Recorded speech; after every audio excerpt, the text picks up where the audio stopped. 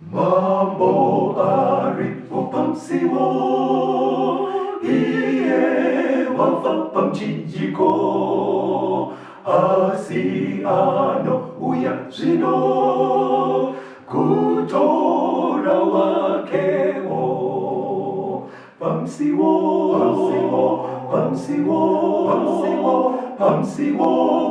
unepo pamsiwo, Hallelujah, une ari pamsiwo.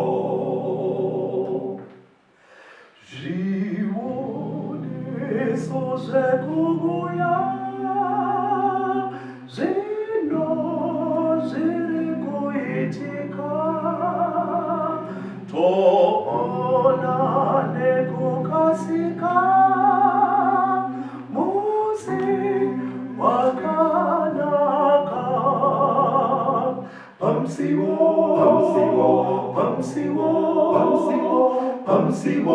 unepo pamsiwo. Hallelujah, une ari pamsiwo. Tinomukwazisai mhuri yeZimbabwe tichimuchingamidzai zvakare kuchirongwa The Second Coming of Christ chamunopiwa naPastor Gift Rodzi pekuNorth Zimbabwe Conference pamwe chete navaCaston Betera, Assistant Publishing Director kuEast Zimbabwe Conference of the Seventh-day Adventist Church. Mustudio nhasi tina Proclaim Rodzi ari kutiturikira hurukuro dzedu kutiisira musign language kuitira hama dzedu vanoshandisa maziso kuona nekunzwa. Vabetera kwazisai vateereri. Tinokuchingamidzai vateereri. Tinoda kutenda muchidzidzo chedu chatiinacho nhasi tiri kukurukura pamusoro pengozi. Vamwe vangaite mubvunzo wekuti kana tichitaura nezve Second Coming of Christ, kudzoka kwaJesu kwechipiri, kongozi dzinopinda papi? Now, zvakakosha kuti tinzwisise kuti sezvatakambotaura pekutanga, Jesu paari kuuya kuzotora vanhu. Ari kusvotora vanhu vakaita kuda kwaMwari. Saka mukurarama kwedu zvakakosha kuti panyaya imwe neimwe yatinosangana nayo muupenyu, nechinhu chimwe nechimwe chinoitika mukati memisha, kumaruwa, mumaguta, maitiro atinoita pazvinhu izvozvo, hatifaniri kusiya Jesu kunze. Tofanira kuti tinzwisise zvitijekere kuti kana mumusha maitika ngozi, Jesu anenge ari papi, anoti kudii pamusoro payo. Iye Mwari anoti pamusoro pengozi, anoti ngozi dziriko here? Kana dziriko, vatendi vana vaMwari vanofanira kuita sei kana vapinda mukati mengozi? Dzinoripwa sei nevana vaMwari vachaenda kudenga? Saka regai tipinde muhurukuro yedu. Ndima yedu yekutanga yatoda kuti tiverenge ndiJohani chitsauko 8 pavhesi ya 32. Regai tiverengerwe nevabetera. John 8 verse 32. Muchaziva zvokwadi, nezvokwadi chakusunungurai. Zvakakosha mukurarama kwedu kuti tinzwisise kuti chokwadi paarea imwe neimwe yehupenyu, chokwadi chisizva chiri muBhaibheri chakamira sei. Nekuti rusununguko chairwo munyaya dzekurarama, munyaya dzekunamata, runobva mukuziva chokwadi. Ukaziva chokwadi unenge uchinyatsoziva kuti zvandakuita panapa izvi zvine mawirirano naMwari. Izvi hatizowirirani naMwari. Jesu paanouya handizogoni kutarisana naye. Saka zvakakosha kuti tinzwe chokwadi chemuBhaibheri, nekuti ndokwega kwatinowana source yechokwadi chakanangana nekuti Mwari anoti kudii pamusoro peupenyu hwevanhu. Toda kutenda mufundisi nechidzidzo chakanakira isu nevateereri. Chidzidzo ichi ndofunga chichatibatsira vateereri pakuti tine zvinhu zvatinosangana nazvo, toita zvimwe zvatinokasika tafunga kuti hazvidi shoko raMwari. Saka pakudzidza ngozi, dai zvabva zvatojeka sekutsanangura kwavari kuita mufundisi kuti chinogona kutisunungura, usaite pfungwa uri kwauri dzekufunga kuti zvimwe zvinoda kugadzirwa nezvimwe. Shoko raMwari chokwadi chinosunungura kunyaya dzese dzinosanganikwa nemunhu. Enderai henyu mberi mufundisi, chidzidzo ichi chitijekere. Tinoda kutenda kuti tipinde mukunzwisisa nyaya yengozi takanangana neshoko raMwari. Regai titarise mumwe muenzaniso uri mukati mebhaibheri pakamboitika ngozi, tione kuti zvakafamba sei. Pane minongedzo inobuda imomo yekuti tikaicherechedza zvinotibatsirawo isusu mukati metsimuri dzedu kana taakuzosanganawo nezvimiro zvakadaro. Handei kuna Vatongi, Judges chapter 9, toda kuverenga kubva pavhesi ya1 kuenda pa6. Chapter yose yaJudges 9 ndo yakabata nyaya isichangotora ndima apo nepapo apo kuti dziburitse mutanda wenyaya sezvatinofunga kuti zvinotibatsira kuti nyaya itijekere. Tiverengere muranda waMwari. Zvino Abhimeleki mwanakomana waJerubhaari wakaenda Shekemu kumadzikuru ake, akataurirana navo uye norudzi rwose rweimba yababa vamai vake akati, taurai henyu, varume vese veShekemu vanzwe muti, chinhu chakanaka ndechipiko, kuti mubatwe ushe nevanakomana vose vaJerubhaari vanosvika vanhu 40, kana mubatwe nemunhu mumwe here? Rangariraiwo kuti ini ndiri fupa renyu nenyama yenyu. Zvino madzikuru ake akataura mashoko avo ose pamusoro pake, varume veShekemu vachizvinzwa, mwoyo yavo ikada kutevera Abhimereki, nekuti wakati hama yedu. Vakamupa mari yesirivheri yakasvika mashekeri ane 40 yavakatora paimba yaBhaari Bhereti. Abhimereki akaripira varume vakaipa vasine hanya, ivo vakamutevera. Akaenda kumba kwababa vake paOfra, akauraya pabwe rimwe vana vababa vake, ivo vanakomana vaJerubhaari vaive varume vane 40. Asi Jotamu mwanakomana werugotwe raJerubhaari wakapukunyuka nekuti wakanga avanda. Zvino varume vose veShekemu vakaungana pamwe chete nevose veimba yaMiro, vakandoita Abhimereki mambo pamuouki weshongwe yakamiswa paShekemu. Tinotenda muranda waMwari nekuverenga kwamaita. Nyaya iri kubuda panapa ari kunzi Jerubhaari ndiGidheoni. Gidheoni anga aine vana vakawanda nemadzimai akawanda. Vamwe vana vake vaitosvika kuma70 nekudarika, vana vevakomana vari kuverengwa pano. Umwe wevanakomana vake ainzi Abhimereki akanga akamita nemudzimai waasina kugara naye. Mudzimai uyu kumusha kwake kwaive kuShekemu. Saka Gidheoni afa, mukana wekuti Abhimereki ave mambo wanga uri kure zvachose, nokuda kuti pamberi pake panga paine madzikoma akawanda. Saka kuti iye azonzi chijana chako chekuita mambo changa chiri kure. Saka Abhimereki anoenda kumadzisekuru ake paShekemu, unotaura navo kuti tarisai muone, panapa baba vafa, munhu akutoita mambo panapa ndeumwe wemadzikoma angu, ini mukana wangu uri kure zvachose. Asi hamufungi kuti ipfungwa yakanaka here kuti inini sehama yenyu, seweropa, ndikapinda pakutonga, hamuoni chinhu chakanaka panze pekuti mutongwe neumwe mwana waGidheoni ari kure nemi paukama. Saka madzisekuru anzwa nyaya yakadaro vakazvifarira, vachibva vakurukura vakaonesana, vakati shuwa ngatibatsire muzukuru apinde aite mambo. Saka zvavakaita, vakaenda kutemberi yechimwari chifananidzo chavainamata, ndobva vanotora pamaofaringi aiiswa ikoko mari yavakapa kuna Abhimereki, zvikanzi mari ichienda unoshandisa kuita zvinoita kuti uite mambo. Saka Abhimereki atora mari iyaya akabuda achibva aenda. Bhaibheri riri kuti akanohaya varume vane mwoyo yakashata, vakanga vasina hanya neupenyu hwevanhu, vakaenda vakanobata vanakomana vaGidheoni vari 70, vakaenda navo pachikomo cheOfra, vakavauraya vese vari 70. Ipapo kwakangopunyuka 1 chete chikomana chainzi Jotamu, ndo chakapunyuka chichibva chatiza ndobva chaenda. Varume veShekemu vachibva vatora Abhimereki ndokunomugadza mambo, ndobva atotanga kutonga chimuzukuru chavo.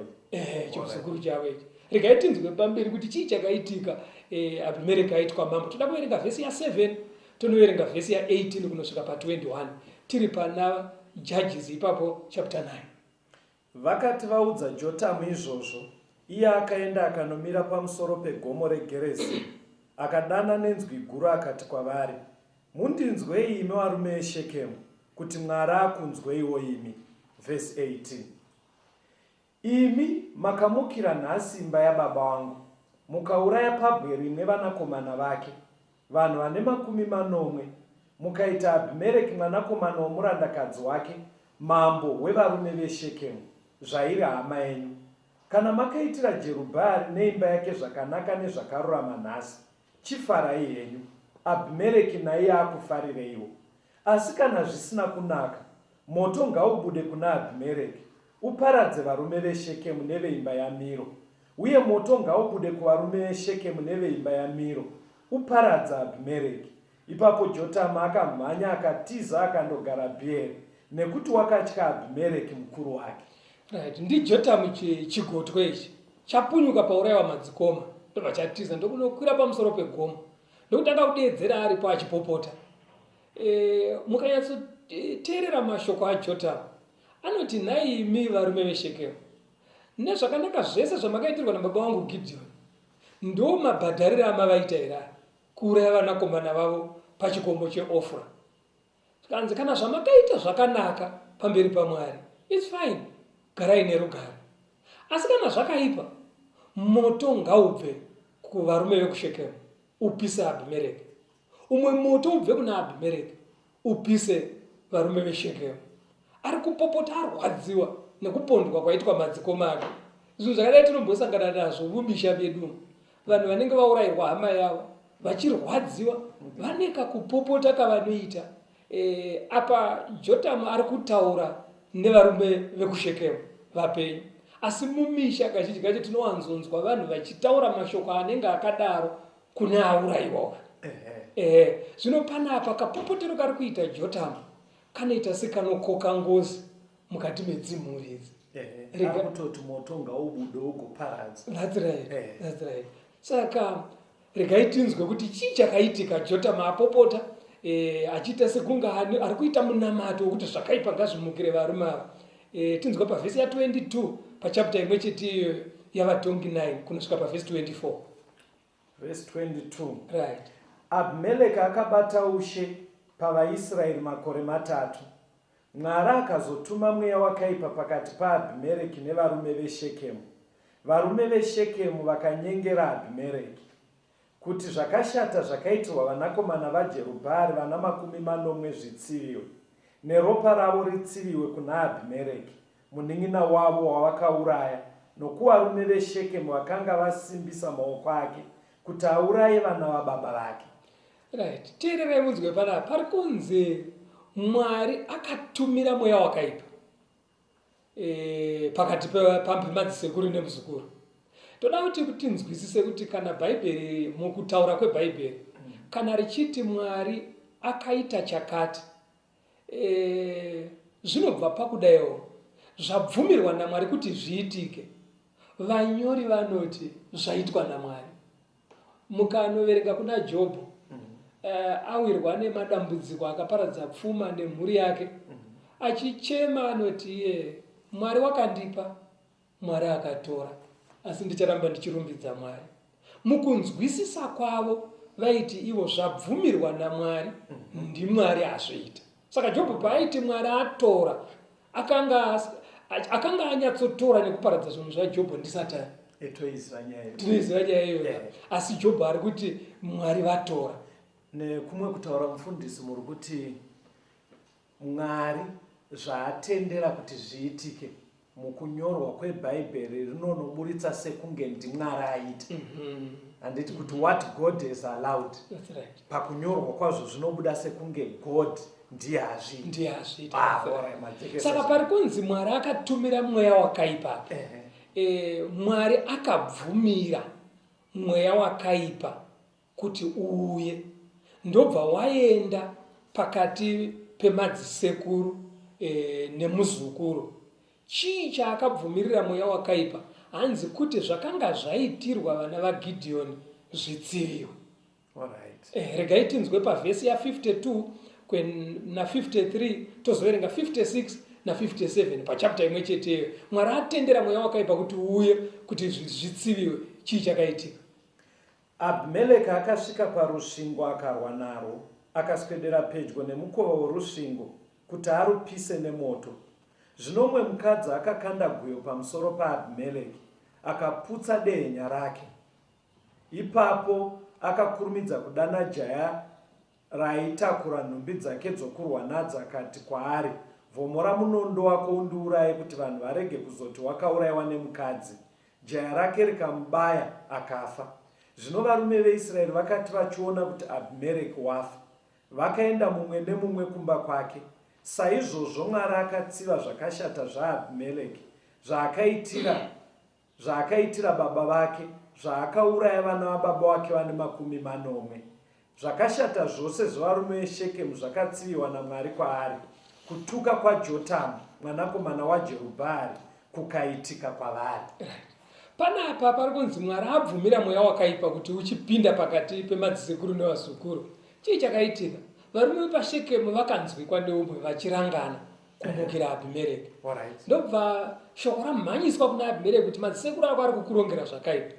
Abhimereki ndobva akurumidza kuekta, ndobva atora hondo yake ndokumhanya kwakuenda kuShekemu, kwakunomutsa hondo nemadzisekuru, kwakurova madzisekuru ake zvakasimba. Abhimereki anga ari murwi mukuru, saka akarwisana navo achipinda, akavatevera nemuguta, akauraya vanhu vakawanda zvekuti vashoma vakanga vasara vakatiza vachikwira maupstairs. Vakwira kudaro Abhimereki aona kuti ndaparadza, agutsikana nekuparadza, akabuda nepagedhi ndokutera jurawo akanga rakakomberedza guta. Vari maupstairs kune imwe chembere yechikadzi yakarwadziwa kuti Abhimereki angaparadze madzisekuru ake kudai. Ndobva yavhura windo ichimuona Abhimereki achipfuura nemujurawo, ndobva yaburitsa guyo nepawindo. Iye Abhimereki haana zvaari kufungira, ndokudonedza guyo ndokubva rasvikorova nepano pakati pemusoro apo. Abhimereki achibva afira ipapo. Saka zvakati madzisekuru asi yauraya, ndiye auraya madzisekuru. Iye asati aenda ndobva apwanywa neguyo. Saka madzisekuru zvese nemuzukuru hapana akahwina honde, vese vakabva vaparara. Saka Bhaibheri riri kuti zvakaitika kuti Mwari atsividze zvakanga zvaitwa naAbhimereki kumadzikoma ake, nezvakanga zvaitwa nevarume veShekemu pakuurayisa vana vaGidheoni. But sezvatambotsanangura pakutanga, Mwari akabvumira zvinhu izvi kuti zviitike, kuti patsiviwe ropa revana vaGidheoni vakanga vaurayiwa. Saka mukutsanangura kwamuri kuita zviri kunosiyana nezvatinorarama manje, pakuti zvatinorarama isusu tinoti afa uya ndiye ari kufuka achitsiva, but mukutsanangura kweBhaibheri zviri kuita kunge zvinonzi ndiMwari anenge atendera kuti zvigadzirike kudaro. Muri kutaura zvakanaka. Mukurarama zvatinosangana nazvo, pane nyaya yakaitika. Mumwe murume ainzi Alexio akapondwa, mutumbi wake ndokunhonga uri seri kwemashops. Vakumuviga Alexio uya, baba munini akanga vakamirira madzibaba ndo vakataura paguva pachuru. Vakutaura mashoko avo, vanoti hama dzangu tiri kurwadziwa. Mafira aita Alexio kupondwa semhuka yemusango kudai, asi hazvinei. Ndobva vati iwe Alexio unoziva vanhu vakaita zvinhu izvi, vari kutaura paguva. Mutumbi waAlexio uri papa wakudzikiswa. Iwe unoziva vanhu vakakuitira zvinhu izvi, chirega kunonyarara. Isi tauya kuzokuviga tati haungaorere pachena semunhu akabereka, tatiti kuradzikawo zvine mutsigo. Asi kwawaenda ikoko, enda unokumbira vakuru vako vakubatsire urwe nyaya iyi wega. Imi tete sarudzai, ndimi muchangoenda muchangobva kwatiri. Batsirai mwana uyu, mutungabirire kunana mbuya wake, muinde kunana sekuru wake, mwana abatsirwe kurwa nyaya iyi. Nyaya haifaniri kuinda yakadai. Vapopota kudaro, Alexio ndobva avigwa. Mwedzi usati wambopera, vanhu vakasangana patownship, vanhu vachizotambiriswa chikafu zvaipiwa vanhu sekunhu kwaive nenzara. Saka umwe muchinda akangokotserawo akazendama padanda, akarara kudaro, akangotanga kuvhumuka, makatourairei. Asi vanhu voteerera vakanzwa izwi raAlexio chairo pamurume uyu akatsamira danda. Saka paari kudaro pane chimwe chikombana chakagarapo pasitubu yepasitoro, chiri kumawo doro racho. Chikomana chiya ndobva changosumuka pepe, akutanga kuita kunge vane munhu ari kumurova. Aiwa, handisiri ndakakuponda, changu chakashanda ibanga chete, banga rangu ndo rakakubaya. Ari kurwa, ari kutozunga ari pane munhu ari kurwa naye. Saka varume ava zvakabuda pachena kuti vanga varimo munyaya yekupondwa kwani kwaalex saka hazvina zvakarerukira mapurisa kubva vabatwa. Ndo nyaya dzatinosangana nadzo mukati memisha idzodzo. Anyway, tichaenderera mberi nayo, regai timbonzwa mumhanzi vateereri. Tichafara basa rapera, tounganidzwa kumusha, apo tounza misumbu kuJerusalema itsva. Rufaro, rufaro idi, rufaro rusingaperi, rufaro runouya msi, toungana kumusha. Tinomuchingamidzai zvakare vadiwa vateereri, tichienderera mberi patiri kukurukura pamusoro pengozi. Mubvunzo wedu mukuru ndewekuti idzo ngozi chimbori chii chinonzi ngozi chaizvo chaizvo. Mukunzwisisa kunoitika pachivanhu chedu panyaya yengozi, vanhu vanoti munhu akapondwa kana kuti akaurayiwa, mweya wake unodzoka, kusvorwa, kurwisa kune vakamuponda, kutsividza kuurayiwa kwake, ndokunzwisisa kuri mutsanangudzo dzatinonzwa kana tiri mukati memisha. Zvinoitika kana pachinzi pabuda ngozi, kunoitika zvakawanda zvakasiyana siyana. Pamwe pacho unonzwa kuti munhu uya akaurayiwa uya ari kuonekwa mumba mumakoridho, zvokuti akamuponda uya paanobuda usiku achida kuenda kunozvibatsira, anongoona uya waakauraya akamira mukoridho, uyo otovhunduka oridza mberi oedza kudzokera. Pamwe anoti kubuda padhoo anongomuona, kana kuti kunongonzwikwa izwi chete reuya richichema kana pachimwana, makandiurayire, makandipondere. Kunobuda zvinhu zvakawanda zvakasiyana siyana. kune vasati vatozvisangana nekuti mazera evateereri anosiyana. That's right. Asi pane zvatinoona mifananidzo yakawanda mafirimu, ndikutoona zvamuri kutaura zvinoonekwa kunyanya nevechidiki vevateereri vedu, pachiratidza kuti uya akaurayiwa anenge ari kudzoka. Saka kune zvakawanda zvakasiyana siyana, asi kana kudzidza kwatakaita kumashure, munorangarira vabeterani nevateereri, takanzwa isusu kuti kana munhu afa haasisina chaanoziva. Pane tsamba raitotsimbidzira kuti godo rake neshungu dzaakafa nadzo zvinobva zvapera paanofa. Muparidzi 9 vhesi ya 5. But nyaya dzamuri kutaura manje seAlexio iri kuita kunge zvinonzi haana kufara nekuurayiwa, akadzoka ane shungu, but Bhaibheri rakati zvinopera panofa munhu. Na kune mamwe matsamba mubhaibheri anoita sekutsigira kuti kana munhu akafa haana kurova. Regai toverenge ndima mbiri idzi. Genesis chapter 4 vhesi ya 9 na 10, tigoverenga zvakazarurwa chapter 6 vhesi ya 9 na 10 zvakare. Regerai muranda waMwari ativerengere. Genesis 4 vhesi 9. Ipapo Jehovha akati kuna Kaini, uripiko Abheri munin'ina wako? Iye akati, handizive, ndini mufudzi wemunin'ina wangu kani. Akati, waiteiko? Izwi reropa remunin'ina wako rinodaidzira kwandiri panyika. Zvakazarurwa 6 vhesi ya 9 na 10. Wakati azarura chisimbiso chechishanu, ndikaona panyasi peatari mweya yevanhu vakanga vaurawa nokuda kweshoko raMwari, nokupupura kwavo kwavakapupura. Vakadana nenzwi guru achiti, tenzi mutsvene wezvokwadi, mucharega kutonga vanogara panyika nekuvatsiva ropa redu kusvikira riiniko? Ndima mbiri dziri kudzinzwa here betera kuti dzinoita sokunge dzinopikisa kudzidza kwatakaita muzvikamu zvakapfuura, kuti kana munhu achinge afa haachina chaachaziva. Nekuti ropa raAbheri ratonzi raideedzera kuti munzeve dzaMwari. That's right. Zvoita sokuti pakafa Abheri apondwa naKaini mukoma wake, kwakasara ropa rake richigona kudeedzera.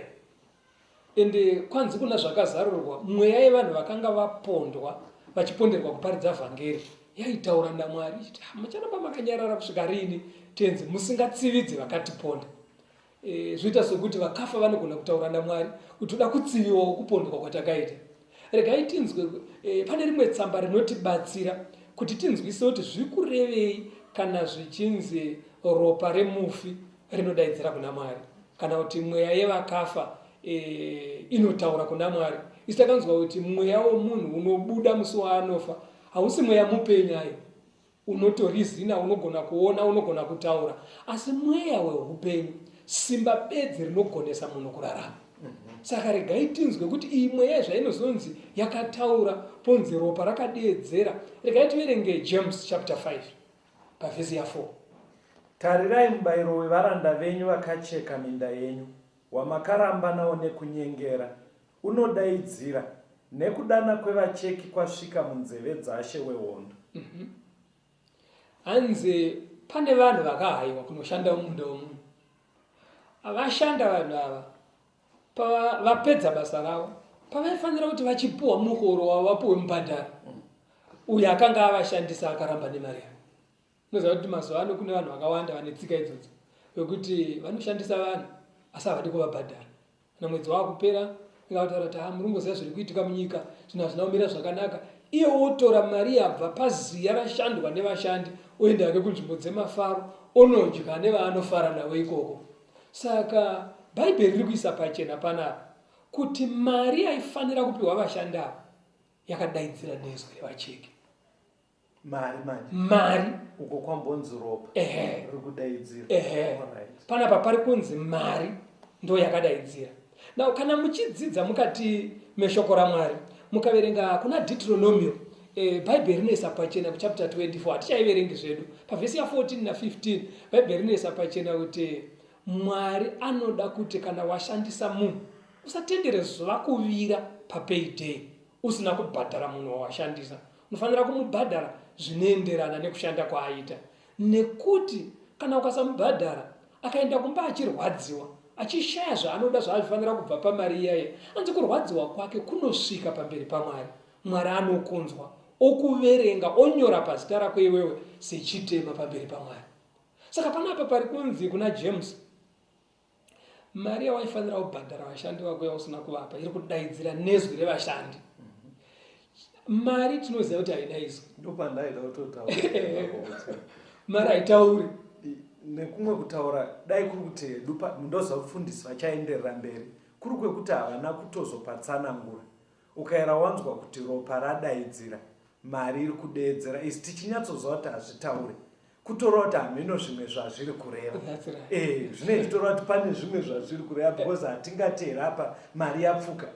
Hameno zvazviri kureva chitibatsira mufundisi, asi ndaona vateereri vatozvibata kuti ndima idzi hadzisi kutsigira ngozi. Tsanangura yenyu. Asi kuti zviwedzere kujeka handei kuna Mapisarema 139. Unzwe pane ndima iripo inobvira pavhesi 7 kuenda pa12. Nyatsoteereresai zvakanaka ichiverengwa muone kuti Mwari kana ari kudenga paine zviri kuitika panyika zvinombofamba sei.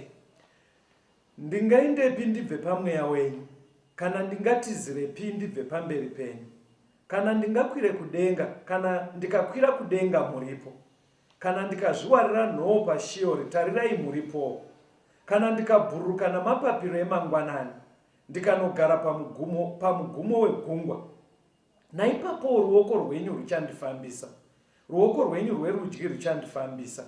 Kana ndikati zvirokwazvo rima richandifukidza, chiedza chinondikomberedza chichava sousiku. Kunyange rima haringandivanze kwamuri, asi usiku unopenya samasikati, rima nechiedza zvakafanana. Unzwa zvinotaura munyori waPisarema panapa. Anoti iye Mwari vari kudenga, isi tiri pano pasi. Hapana paunogona kuenda ukanoita chinhu wakahwanda. Unohwanda vanhu asi haugoni kuhwanda Mwari. Nekuti ari kuti chero ndikaita chinhu murima imi munoona sekunge ari masikati. Chero chinhu chanoitwa pasi pegungwa pakagumira nyika pasasa, Mwari anoona nemumvura imomo nepasi ipapo. Chero chaitwa mubako hanzi zvakajeka kunge masikati, kureva kuti chese chinoitika pasi pezuva Mwari anenge achichiona. Imbofunga bedere handiti zvinezvi mustudio muno matiri takatendekwa nemakamera ari kutora zvatiri kutaura, chero paunokwenya anotora. Vari kutozviona. Vari Bhuruwayo, vari kokoko vanenge vachiona kuti vakomana vaya pavanga vachitaura uko vanga vakagara vakati umo uko vane vachiona zvese. Unoziva kuti zvinhu izvi zvinogona kuzoonekwa chero mushure megore. asi zvatorwa nemapurasitiki akatendeka kwatira Yeah. akagadzirwa nevanhu. Saka kana munhu aine unyanzvi hwekugona kutora zviri kuitika chero neusiku, unomboona mafilmu, unoona madhocumentary emhuka dzichitorwa usiku dzichimhanyisana dzichirumana, vanhu vachishandisa makamera akaturikwa mumuti akagadzirwa nemunhu. Yes. Mwari akapa munhu njere idzodzo, unongoti akabheura dzese rewo zvekusara asinawo tekinoloji yekurekodha zvinoitwa nevana vevanhu. Mukadaro manje kungoti tine chidzidzo ichi pamutauro dai ndikubva ndafunga vamwe kuna vamwe vanotokwira ndege kunoitira zvakaipa kune imwe nzvimbo wodzoka kana kuto vamwe havatobude mudzimba dzavo masikati vanoda kuzotaimira kwasviba. Saka kungodzimaidza isu cheta pana Mwari zvakati je. Aiwa, pana Mwari ane makamera ake. Hatisataudzwa mhando yawo, asi hanzi namapisarema anotora chero zviri pasi pemvura agotora zviri murima zvigojeka sekunge masikati. Ndiani mavhenekera anoita. Saka zvazviri kungoreva ndezvekudaiwo, paya paunobiridzira mushandi wako paya Mwari anenge achiona zvese zviri kurekodwa kudenga. Mwari anotonyatsokuona kuti betera haana kubhadhara mushandi wake. Mari yaari kuenda kunodya kuzvikufuruzio neyaakaendesa kuinyanga yekumafaro iwa, imari yanga aifanira kupa vashandi vake vaabiridzira achiti zvinhu zvakaoma muZimbabwe. Saka ari kuzviona Mwari. Mwari ari kungotaura kuti zvese zvamunoita vanhu ndinozviona. Saka paunoponda munhu manje uri pakawanda, chero ukaenda naye musango pakawanda, womuponda muri tu chete pasina umwe munhu aripo, wonomutakura mutumbi wake unokanda mudziva rine makarwa, obandwa zvese nemabhonzo ake zvekuti hapana chinoonekwa, hapana chinosara pamunhu iye. Kudenga vane katorero kavanoita madetails ezvawaita. Saka hakuna chakawanda. Saka pari kunzi ropa raAbhero riri kudeedzera, Mwari ari kuti ndakakuona uchiponda Abhero. Pari kunzi mweya yavakagurwa musoro iri kuti kuna Mwari kusvika rini. Mwari ari kungotaura kuti pamakavaponda ndakakuonai, changosarai nguva bedzi yekuti nditendere kuti mutsiviwe. Ndozvazviri kureva. Tinoda kutenda. Right. Zvandabata sofa mufundisi, muri kuisa pachena kuti munhu paanoita zvakaipa Mwari anoona zvese. That's right. Saka pandima dzaverengwa idzi dzinoita sekunge dzinotsigira kuti ngozi, kushushikana kweuya afa arida kutsiva zvaakaitirwa nevakamuuraya. Asi mukutsanangura kuri kubuda mukati meBhaibheri, afa uya paaiurayiwa Mwari aiona. Afa haana chaanoziva, shungu dzakabva dzapera. Asi manyorero eBhaibheri ekungoratidza kuti Mwari akazviona, kwete kuti akafa uya ndiye ari kudeedzera. Tinoda kutenda nekujekesa. Aiwa, tinotenda muranda waMwari. Saka ari kurwadziwa nazvo ndiMwari. Anotoziva hama dzimwe dzakafirwa nehama yakapondwa dzinorwadziwawo nekurasikirwa, asi Mwari ari kuziva kurwadziwa kwasara mumhuri, ari kuziva karwadzirwa kwakaitwa uyo aipondwa, ari kuziva kuti akaponda ndiani. Anoziva zvese izvozvo. Regai tiende mberi tibate chimwe chikamu chinotibatsira kususukidza hurukuro yedu. Pane imwe ndima yatoda kuti tiverenge kuna Deuteronomy chapter 8 pavhesi ya 18. Pane pfungwa iripo yakakosha kuti tifambe nayo.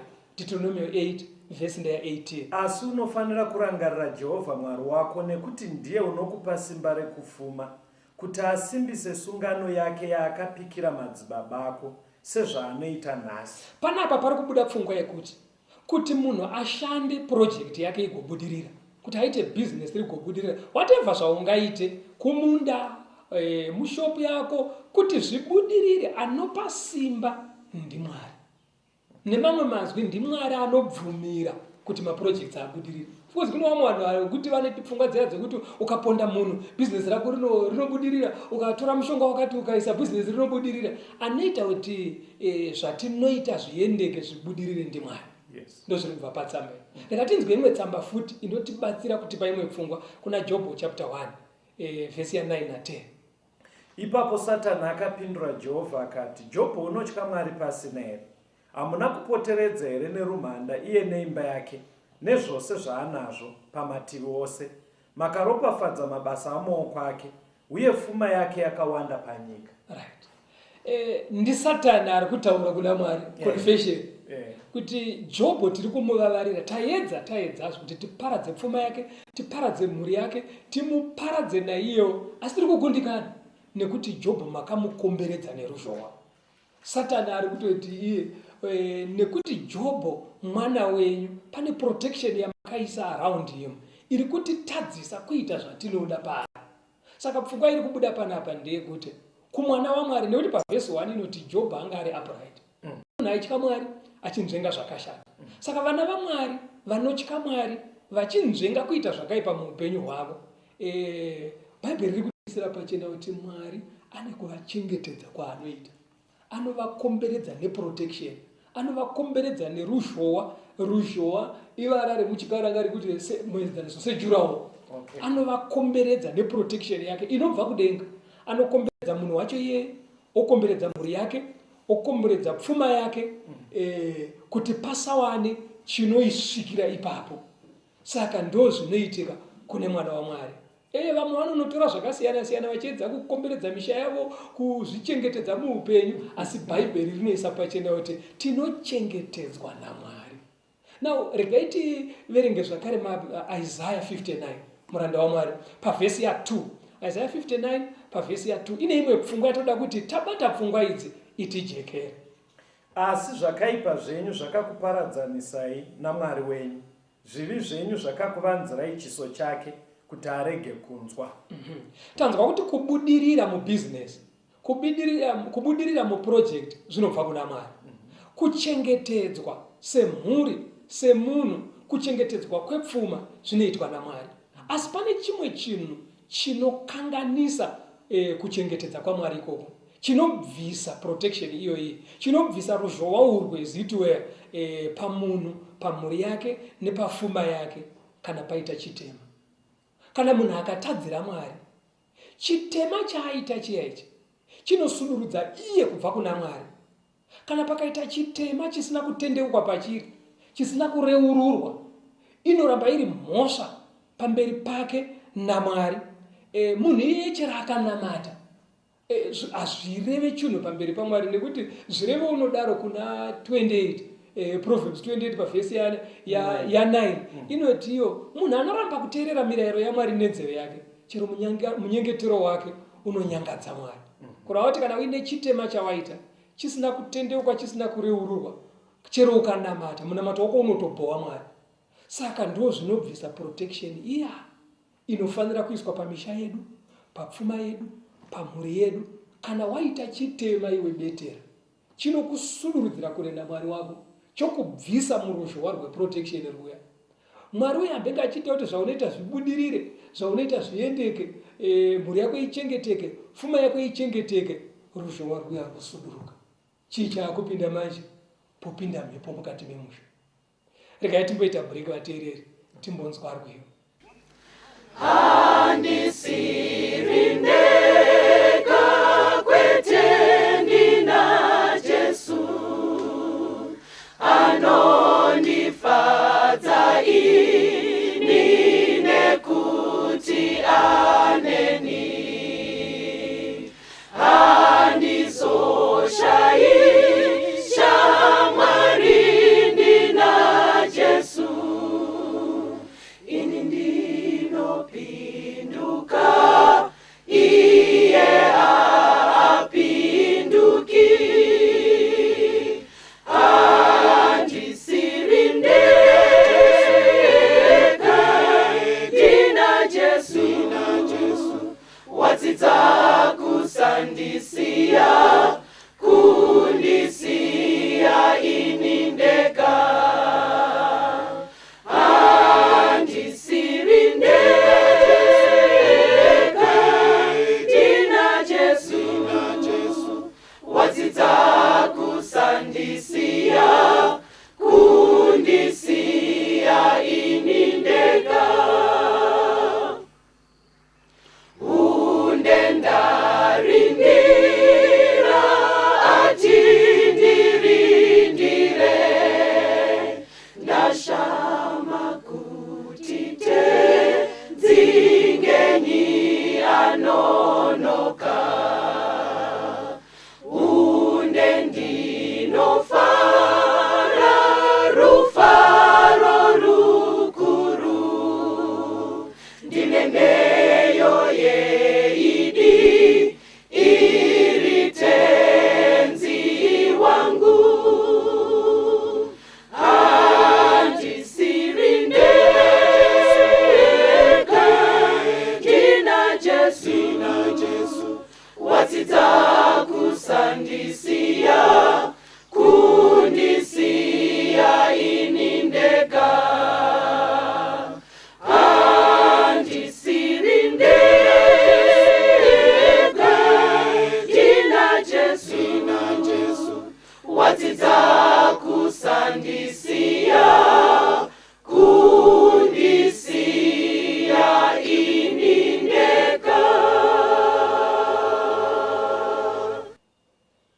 chingamidzai zvakare vadiwa vateereri. Tiri kuenderera mberi neuruku redu patiri kutaura pamusoro pengozi. Regai tidzoke zvishoma kumashure pane zvimwe zvidzidzo zvatakambodzidza. Takaverenga kuna zvakazarurwa chitsauko 12 pavhesi ya12. Iyo tikade kuidzokorora. Zvakazarurwa 12 pavhesi ndeya12. Pane fungwa imwe yatoda kuti titore tinzwe muranda waMwari. Saka farai kudenga nemi munogarako, mune nhamo imi nyika negungwa, nekuti mweya wakaipa wakaburukira kwamuri. Akatsama kwazvo nokuti unoziva kuti uchine nguva duku. Pfungwa iyi yakanyatsotambanudzwa muchidzidzo chatakatungamirirwa navabeteri. Paibuda nyaya yekuti hatizi tega pano panyika. Kune ngirozi dzaMwari, kugoita dzimwe ngirozi dziya dzakapanduka pahondo iyaya dzakadzingwa kudenga, iri mweya yakaipa. Saka ndo iri kufamba mukati menyika. Mweya yakaipa haisi mweya yevanhu vakafayo, asi kuti ingirozi dzakapandukira Mwari ndo dzakunzi mweya yakaipa, nekuti ngirozi dzakasikwa iri mweya. Saka ngirozi idzi dzauya pano pasi ndo anonzi madhimoni, ndiyo inonzi mweya yakaipa. Regai tinzwe zvimwe zvadzinogona kuita pana zvakazarurwa 16 pavhesi ya14. Patiri kufamba pano panyika, tiri kupesana nadzo, takagarisana nadzo, zvimwe zvadzinoita mukati menyika. Nokuti ndiyo mweya yakaipa inoita zviratidzo.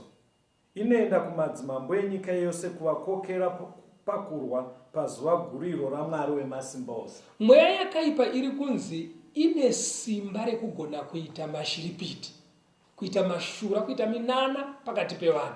Ndo inozvigona izvozvo. Saka pairi kutenderera panyika dzaimbove ngirozi, simba radzo rehungirozi dzakapanduka dzinaro. Saka kugona kwaive madziri dziri ngirozi, kumwe kwacho hakuna kukamurwa naMwari, dzakaburuka nekugona ikoko. Saka dzinogona kuita zvimwe zvinhu zvisingatsanangurike nepfungwa dzevanhu, zvisingatsanangurike nesainzi, zvisingatsanangurike nemanatural laws. Dzinozvigona kuzviita.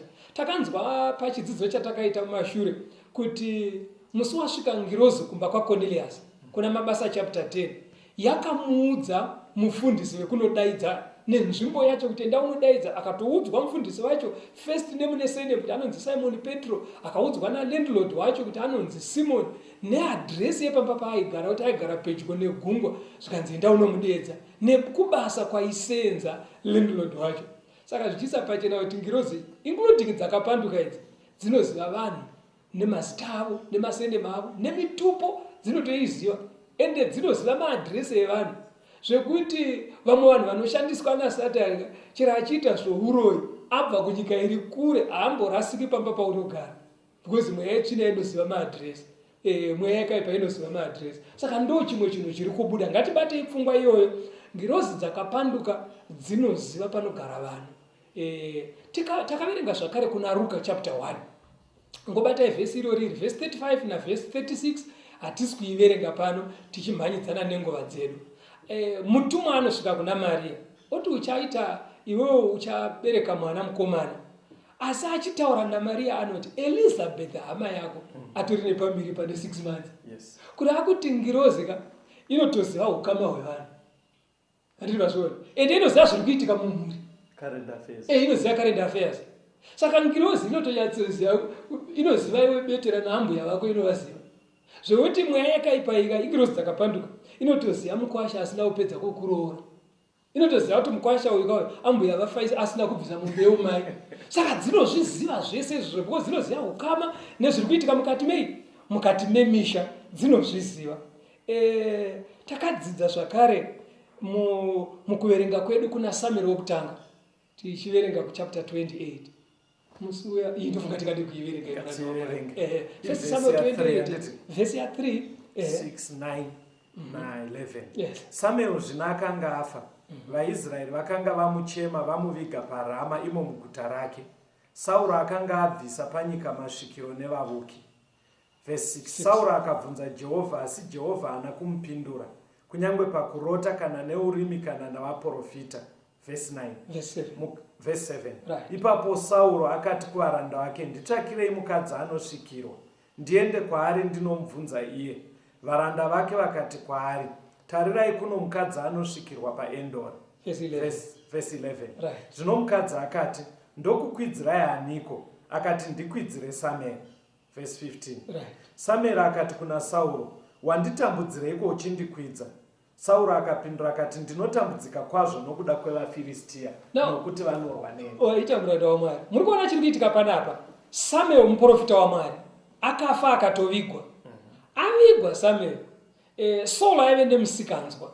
Saka nemusikanzwa yaiita paakavingwa nehondo yemaPhilistines, akaedza kunotsvaga kuna Mwari, ndoita sei pahondo iyi? Mwari akaramba kutaura naye. Zviri kunzi Mwari akaramba kutaura naye chero kuburikidza nevaprofita vake. Ndo zvakazokonzera Saul kuti ati chinditsvagirai mukadzi anosvikirwa. Mwari zvaasiri kuti kutaura naye, beta ndiende kusvikira. Ndobva varanda vake vamuudza kuti kuEndori kune mukadzi anosvikirwa ikoko. Paakanosvika kusvikiro repaEndori, mukadzi uya anosvika akati, zvamauya kunoko muruda kuti ndikudaidzirei ani kuti mutaure naye? Saul akati, ndidaidzirei Samuel. Waakanga asiya aviga ndiye waakuenda kusvikira unoti ndidaidzirei. Muri kuona zvinoitika mukugara kwedu. Isu tinyatsoziva kuti ningi takamuviga, kune kumwe kunoendwa nevanhu kwavanoda kunodedzerwa munhu wavakaviga. Ndo zvakaitwa naSauro panapa. Saka svikiro richibva radedza Samuel uya. Saka mweya yakaipa ine masimba ekugona kudedza munhu akafa mupikicha wake, zvekuti anotouya sekunge ndiye, nekuti akavhunzwa akati uri kuonani, akaita sei, paakadescribe Saul akabva aziva kuti ndiye Samuel. Saka mweya yakaipa inogona kukudedzera munhu akafa yokuratidza pikicha. Zvinoitika sei? Takanzwa isusu muchidzidzo chakapfuura kuti ngirozi dzinogona kutora zvimiro zvevanhu yotofamba apa iri muchimiro chemunhu. Saka chinoitika anenge asiri Samuel auyayo, inenge uri mweya wakaipa. Ngirozi iya yakapanduka iyaya inongoti furufuru yotora chimiro chaSamuel youya apa yototanga kutaura exactly neizwi raSamuel wacho. Imi mofunga kuti muri kutaura nemunhu akaita sei? Nemunhu akafa. Saka paipai panonzi munhu akapondwa ari kuonekwa mumakorido ari kupfuka, hasi akafa anenge auyayo. Ayo mweya yakaipa inonodedza chimiro chemunhu uyauya. Inongouya yakapfeka chimiro chemunhu wakaponda, iwe usangana naye wakubuda kuenda kuimba yekunozvibatsira, ubva watovhunduka.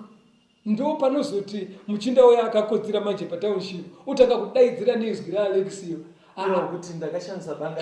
Kuti ndakashandisa banga rakuchete ndo rakashandiswa, handisi ndakakuurayai. Waari kurwisana naye panapa haasi Alexio. Saka muri kutobvuma kuti pane zvaanenge achitoona. Exactly. Mira izvozvo zvichanyatsojeka pane imwe ndima iri pamberi yatoda kuti titarise. Asi apa nzwisisai kuti mweya yakaipa inogona kudedza vanhu vakafa.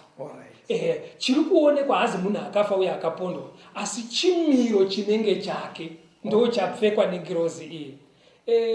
Mukadzidza kuna Jobho chapter 1 pavhesi ya16 muchienda nayo kuvhesi ya19 panonzi mufudzi waJobho anouya achimhanya achiti kwaita mheni. Alright, verenga brother. Iye wakati achataura mumwe akasvika wakati, moto waMwari wakabva kudenga ukapisa makwai nevafudzi ukavapedza, ini ndoga ndapukunyuka ndauya kuzokuudzai. 19 dutu guru ndokubva kurutivi rwerenje ndokurwa pamakona mana eimba, iyo ikawira pamusoro pevana vakafa. Ini ndoga ndapukunyuka ndauya kuzokuudzai. Panapa pane zvinhu zviri zviri kubuda panapa. Satani atenderwa naMwari kuparadza pfuma yaJobho. Saka Satani unoita semheni, obva arova rwaidza Jobho pamwe chete nevafudzi kongopunyuka 1 ndiye amhanyawo. Kuna kuti mweya yakaipa inogona kuoneka semheni yotorova potofiwa. Hatisi kureva kuti mheni dzese mweya yakaipa. Vanhu vazofunga kune dzimwe mheni dzinotsanangurwa nesainzi panofamba mhepo mudenga umo dzichirovana dzogadzira mheni, asi kune dzimwe mheni dzinoitwa nekuda kwemweya yakaipa. Ende hanzi pakaita dutu zimhepo rakauya rikakoromora imba. Kune mimwe mitutu dzimwe mhepo dzinongouya dzinenge isiri mhepo chaiyo chaiyo. Saka paipa noti mumusha mamukangosu mukaona dzimwe njodzi dzinooneka dzekuti masikati muchirimo kusina kana gore mudenga kunongoti kamukomana kamakatora kunyamapanda kuti kazofudza mombe kanorohwa nemheni masikati. Mobva mati imimi munhu wamakaponda uyu plus kamukomana kamutorwa kafira mumusha kuchiwanhu, munotoziva zvazvinoreva. Mheni yarova ika haisi mheni yemvura ba, mweya wakaipa warova. Vanhu vanobva kuti munhu uya akapondwa uyawo.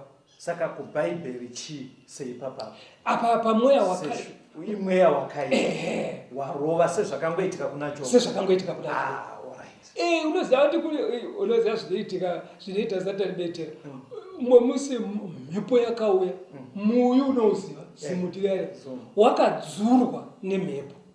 Kana paine muti chinhu chisingaitike kudzura muyu muyu wakadzurwa nemhepo midzi ikaenda pamusoro vanhu vakati hatina kumbozviona izvi kana kuzvinzwa munhoroondo yamadzitateguru kuti muyu unodzurwa nemhepo.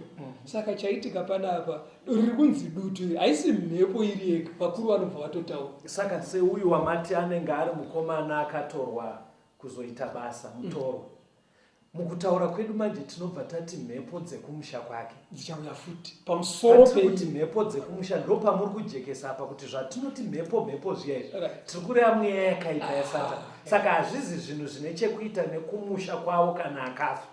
Alright. Saka mhepo dziya dzadzura mazimuti dziya dzawondomora dzimba haisi mhepo iri natural. Hakusi kuti mhepo dzese mastorm ese anoitika mweya yakaipa ayewa, kune zvimwe anenge ari diabolos. Lazivo vaterere vari kupabata nekuti tinogara nzvimbo imwe chete navo. Regera titarise tsamba redu rekupedzisira rekuna madzimambo echipiri chapter 6 verse 15. Zvino muranda womunhu waMwari wakatamuka mangwanani akabuda ndokuona hondo nemabhiza nengoro zvakakomba guta. Muranda wake akati kwaari, haiwa tenzi wangu, tichadiniko? Iye akapindura akati, usatya hako nekuti vari kurutivi vari kwatiri vanopfuura vari kwavari pakuwanda. Erisha uyo ane muranda wake Gehazi. Hondo yevaAsiria iri kuuya, ivo vari muchikomo. Inzwa inge isati yapera. Zvino Erisha akanyengetera akati kuna Jehovha, svinudzai henyu meso akaone. Ipapo Jehovha akasvinudza meso ejaya akaona gomo rizere nemabhiza nengoro dzomoto zvakanga zvakakomba Erisha. Saka Erisha naGehazi muranda wake vari mugomo. Hondo yevaAsiria iri kuuya, akakurumidza kumuka ndiGehazi. Ndobva aona masoja evaAsiria akazara kumapani. Ndobva uya achimhanya kuna Erisha. Zvikanzi tapera muranda waMwari. Zvikanzi naErisha akatodzika mazvake, asatye zvako chikomana. Vari kuno vakawanda kudarika vauri kuona mubani. Ndobva Erisha anamata zvikanzi Mwari vhurai maziso emukomana aone. Paakavhurwa maziso akaona gomo mavakanga varika, gwenzi rimwe nerimwe pakamira ngirozi yakabata bakata ready to charge. Saka kurava kuti ngirozi dzogona kumira panapa dzongoonekwa newadziri kuda kuti dzionekwe naye. Izvozvi ikauya pamberi pedu panapa ichida kuonekwa newe betera, unoiona iwe ndisingaiona. Saka ndo zvinozoita kuti dziya dzakapanduka dziya mweya yakaipa dziya inogona kuchiuya manje uya mukomana aimwe adoro rake pataushikuti akakurohwa uye vanhu vachiona achivhika uye achiti chakashandiswa ibanga bedzi. Saka chine ichi chitorova chine chiri chiri kurova manje, chiri kuita sechiri kurova ichi mweya wakaipa wauya muzara wauya muchimiro chaAlexiyo manje. Mira inombotaura nevateereri asi ndoda kuti mundibatsire musati mazopedza mufundisi. Nyaya yemombe yeumhare inonetsa ambuya vazofa, but zvandabata vateereri pakudzidzisa kuri kuita mufundisi, havasi kuramba kuti ngozi dziriko ende havasi kuramba kuti uya mukomana wavapo pamashops aiti ndiri kurohwa kuti pane zvaitomurova. Bhaibheri harirambe izvozvo, zvitoriko zvinenge zvichiraramika ende munhu achitoti icho kani chandiri kuona, but bhaibheri riri kuzoti chiri kuonekwa cheche haazi uya akafa. Mweya yakaipa kunova Satani nengirozi dzake vanenge vachiita izvozvo. Saka ipapo pakabatisiswa kuti haazi uya akafa asi mweya yakaipa. Pandoda kuti mundibatsire mufundisi. Imimi naMairodzi munenge makatochata monzi muri nyama imwe chete, kurava kuti maane ukama, but mazororerwa mwana wenyu musikana, mombe yeumai ikasauya, panofa Mairodzi vanotanga kunzi mutorwa, asi tamboti maane ukama. Vanzi mutorwa, mombe iya vazofa inoita unge inonyanya kutonetsa mombe iyoyo vafa kupfuura vari vapenyu.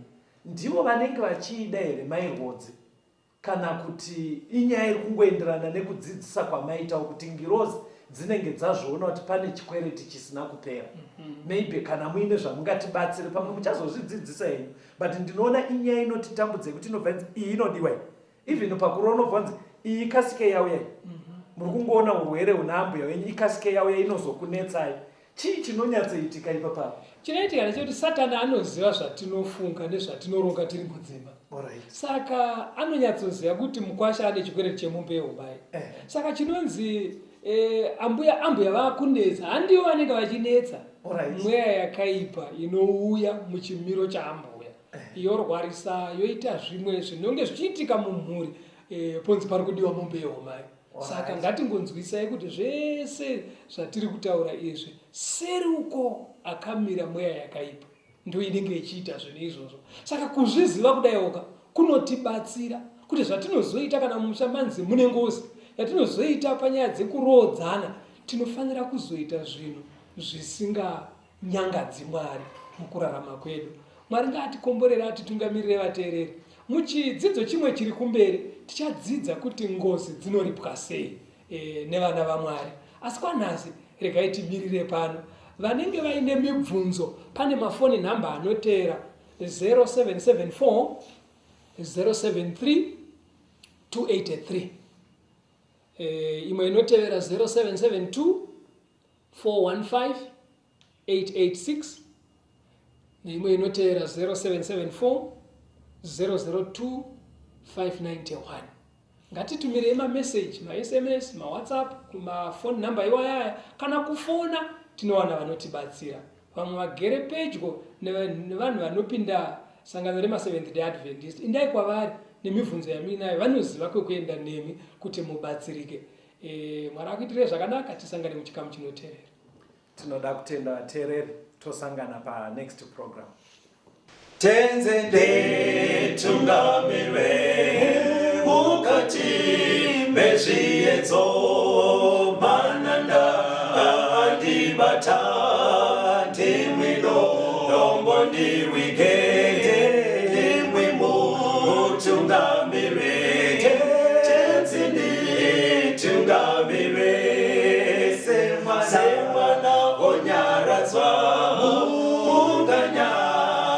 zenyanza mananda anomunzwa kana matinyarara emwete tenzi wenyanza tenzinde tungamire aponda svikanyanza mananda vondishisa andichienda zororo Mira kune mwinga